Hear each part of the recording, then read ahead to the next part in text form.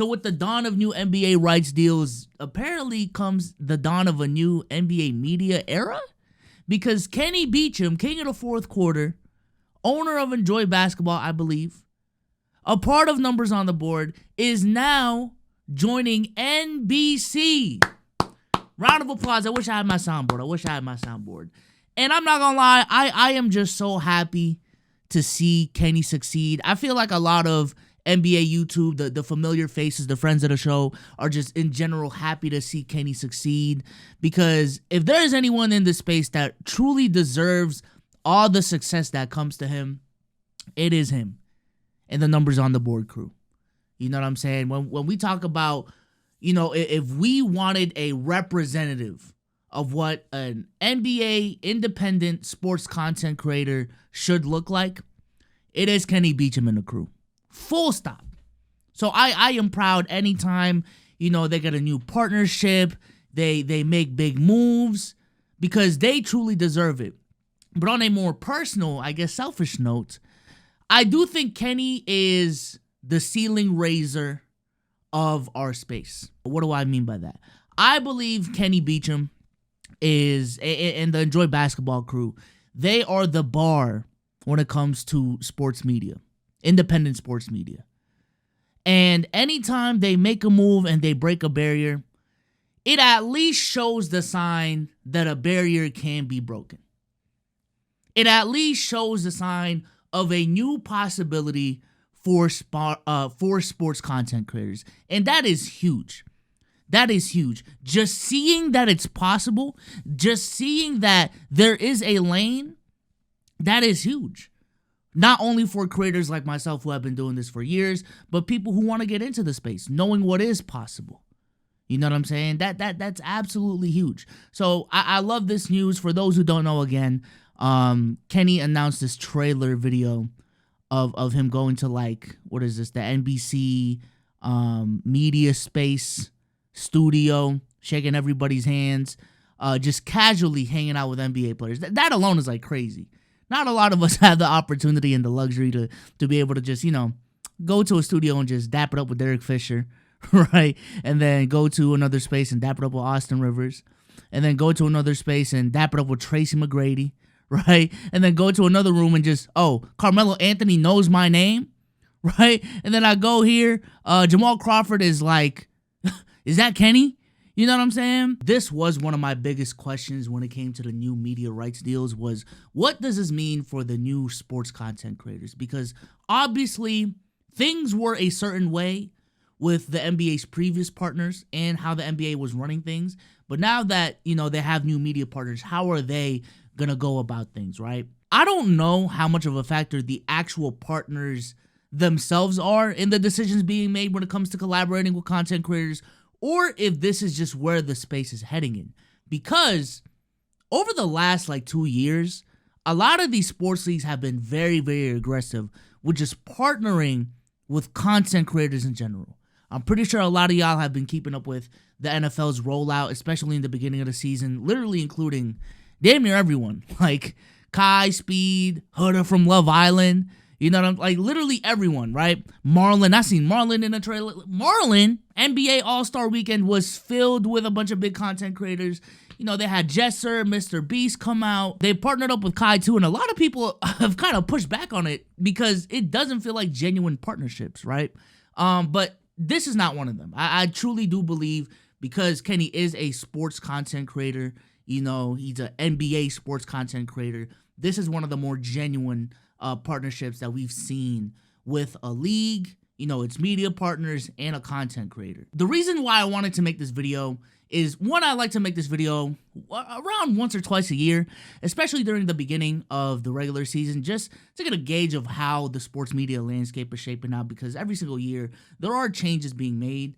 And two, specifically over the last couple of months, I have seen a couple of things that have really caught my eye, and I feel like now is the right time to really make this video, especially with Kenny's announcement. So this was around 2 months ago.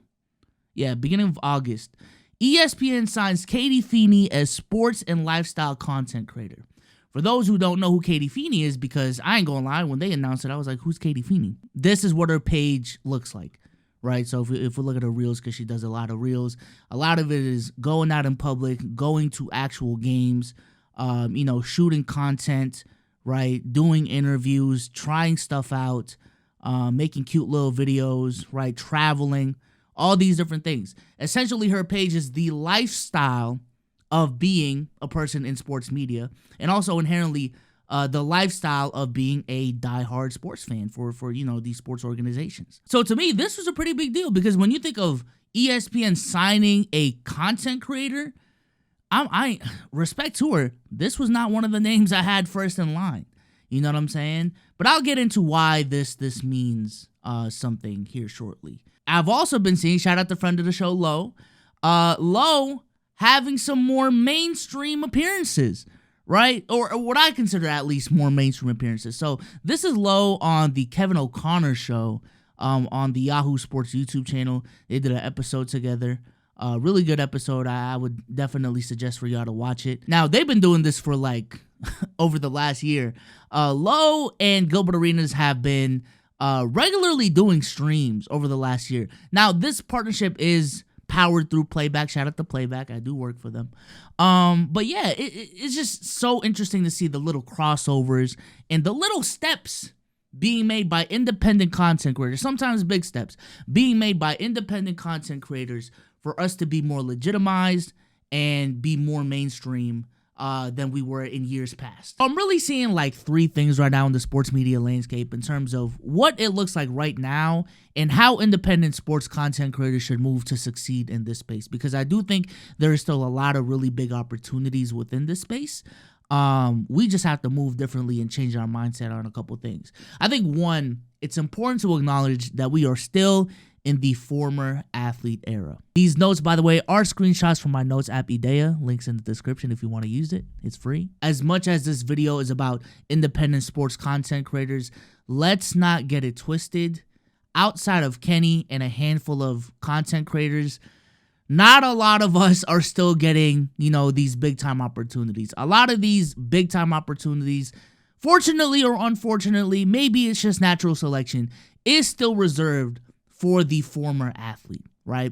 And I do think it is important to acknowledge that within this space, the former athlete does have inherent advantages that us independent sports content creators will just never have, because we are independent sports content creators that were not in the league, that were not backed by the, NBA league powers, you know what I'm saying? Because we weren't a part of the league, right? These are people who were actually in the thing that we're talking about, right? These are people who have connections within the space, whether that's media, whether that's, partnerships, whether that's guests, right?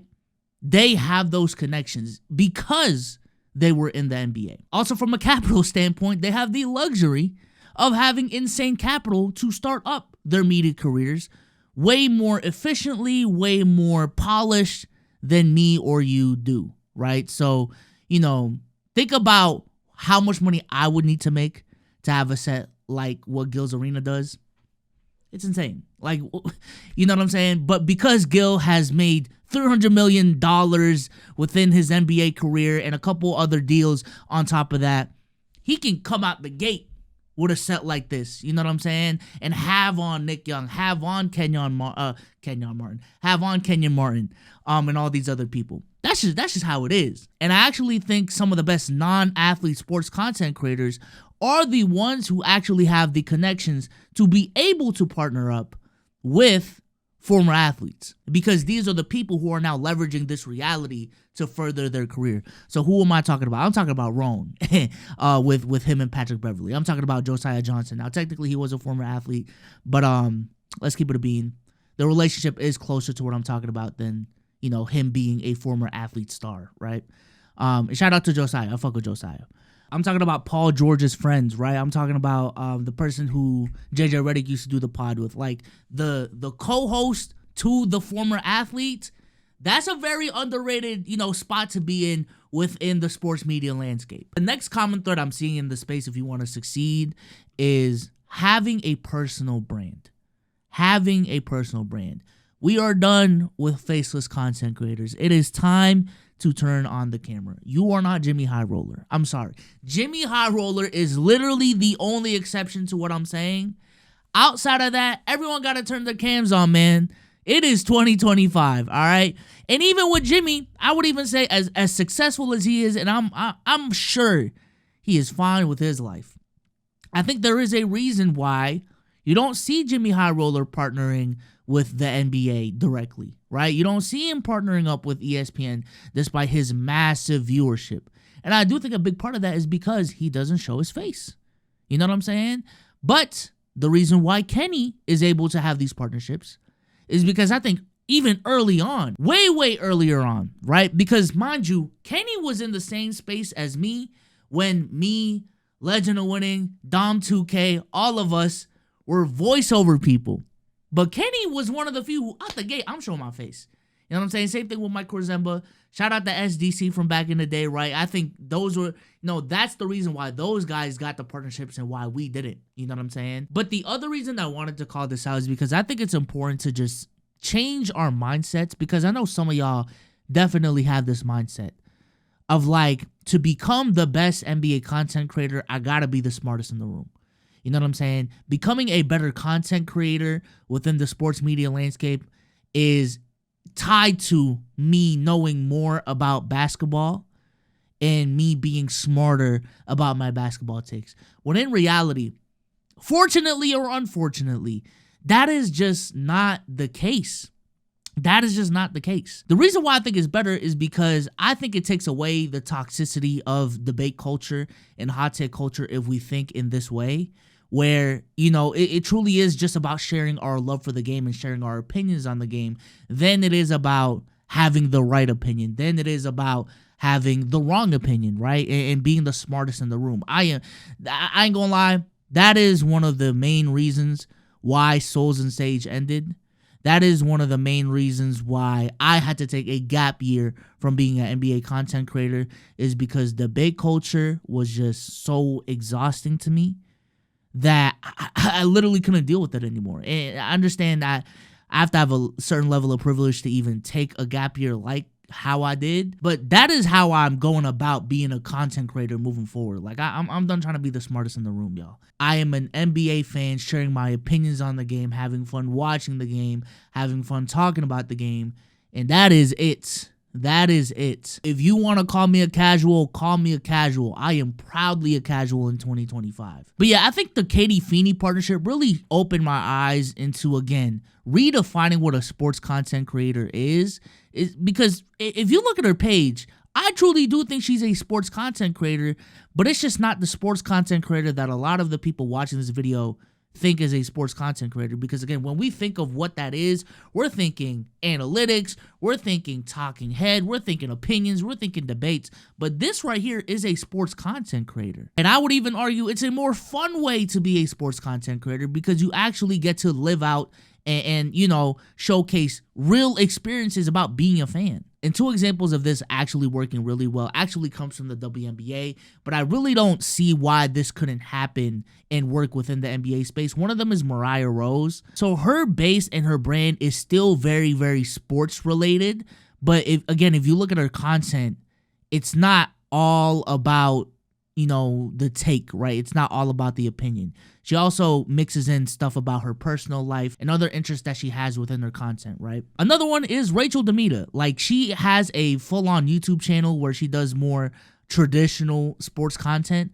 But again, a lot of her content is stuff she does on her phone, right? Is just phone yaps, is her going to events and documenting what she sees at events. And it creates this personal brand that is still very, very rooted in basketball, but it's still very attractive for brands to work with because, again, they're investing into a personal brand. They're investing into a content creator with influence, not just a page that has opinions. And the second point, and I've kind of already been talking about this, is you got to have a strong short form game in 2025. Listen, I know, my roots come in YouTube. I know, certain people that still haven't really bought into the short form hype for real. And I know that sounds crazy.